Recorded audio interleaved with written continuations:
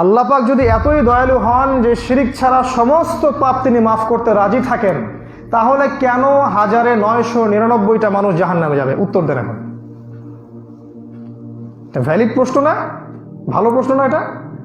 আল্লাহ পাক যদি এতই দয়ালু হন, যদি ঘোষণা করলেন শিরিক ছাড়া যে কোনো পাপ আমি যাকে ইচ্ছা মাফ করে দেব। হাদিস আল্লাহ পাক বলছেন, হে আদম সন্তান, আকাশ জমিন সমান পাপ নিয়ে যদি আমার সাথে সাক্ষাৎ করো, আমি তোমার সামনে আকাশ এবং জমিনের সমান ক্ষমা নিয়ে সাক্ষাৎ করব। শিরিক তোমার আমল নামায় না থাকলে আমি তোমাকে মাফ করে দেব। তোমার আমল নামায় শিরিক না থাকলে আমি তোমাকে মাফ করে দেব ইনশাআল্লাহ। যে ব্যক্তি হৃদয় থেকে তাওহীদের স্বীকৃতি দিবে, লা ইলাহা ইল্লাল্লাহ, ইনশাআল্লাহ তাআলা একদিন না একদিন সে জান্নাতে যাবে। তাই যদি হয়, তাহলে কেন 999টা মানুষ জাহান্নামে যাবে? উত্তর বলেন, কি হবে? কে বলতে পারবেন? বুঝতে পারেন নাই?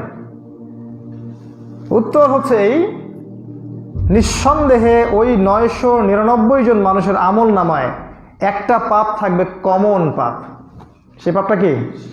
এবার বুঝতে পারছেন? এছাড়া যদি অন্য কোনো পাপ থাকতো, আল্লাহ পাক চাইলে কি মাফ করতে পারতেন না? পারতেন। তার মানে বোঝা যাচ্ছে তাদের আমল নামায় মূল কোন পাপটা থাকবে? শিরক। শিরক চিন্তায় হয়, চিন্তার মধ্যে শিরক হয়, আকীদায় শিরক হয়, আমলে শিরক হয়, কথার মধ্যে শিরক হয়, ইসলামের কাছে পূর্ণ আত্মসমর্পণ না করলে শিরক হয়, এবং আল্লাহর হালালকে হারাম করলে শিরক হয়, আল্লাহর হারামকে হালাল করলেও শিরক হয়।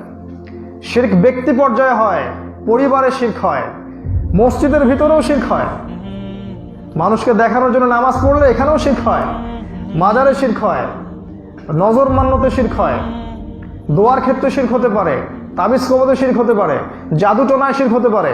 শিরকের ছড়াছড়ি আছে। এমনকি শিরক ব্যক্তি পর্যায়ে হয়, পরিবারে হয়, সমাজেও হয়, শিরক রাষ্ট্রীয় পর্যায়ে হয়। কারণ পরিবারের লোকজন আল্লাহর হালালকে হারাম করে না, আর আল্লাহর হারামকে হালাল করে নেয় না। রাষ্ট্র থেকে আল্লাহর হালালকে হারাম করে দেয়া হয় এবং আল্লাহ পাকের হারামকে হালাল করে দেয়া হয়। আমরা সতর্ক করব আপনাদেরকে প্রথমে আজকে, যে আমল নামায় যে পাপ আছে, শিরকের পাপ যেন কোনোদিনও আমল নামায় ঢুকাবেন না। শিরকের পাপ থেকে তওবা না করে কেউ যদি মারা যায়, কোরআন এবং হাদিসের শক্ত দলিল যে সে ব্যক্তির জাহান্নামে যাওয়ার সম্ভাবনা 99%। আমাদের নবী মুহাম্মদ সাল্লাল্লাহু আলাইহি ওয়াসাল্লামকে আল্লাহ পাক বলেছেন, লা ইন আশরাকতা, ইভেন তুমি যদি শিরক করো, হে নবী তুমি যদি শিরক করো, লা ইয়াহবাতান্না আমালুকা, তোমার আমলও আমি কিন্তু ধ্বংস করে দেব। সেখানে আমি আপনি কোনো সাবজেক্ট নাকি? আজকে আমি একটা শিরকের কথা খালি বলছি। যদি আপনি কোরআন এবং সুন্নাহকে সমস্ত সমাধানের উৎস বলে মেনে না নিতে পারেন, তাহলে আপনি শিরকের মধ্যে আছেন। আমার কথা কি বুঝতে পারছেন?